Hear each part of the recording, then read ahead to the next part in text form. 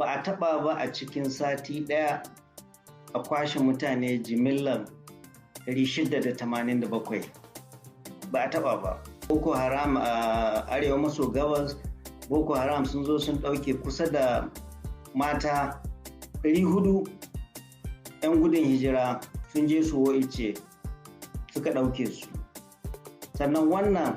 babban tashin hankali a Kaduna a ƙauyen Kuriga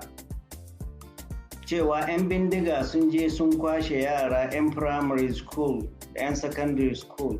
yara shekarunsu daga mai shekara 8 zuwa mai shekara 12 sun tafi da yara wurin 287 kuma ba da daddare ba, da safe wurin fiye da 100 a kan mashin sun zo sun yi ma makarantar nan da'ira, suka kwashe yaran nan suka shiga da su daji, kuma iyayen na gani ana tafiya da su da bindigogi, amma babu jami'an tsaro da suka san suna zuwa, babu jami'an tsaro da suka bi su. Abin da tashin hankali, ba wani wanda zai zo mana daga ƙasar Yarbawa ya kawo mana zaman lafiya.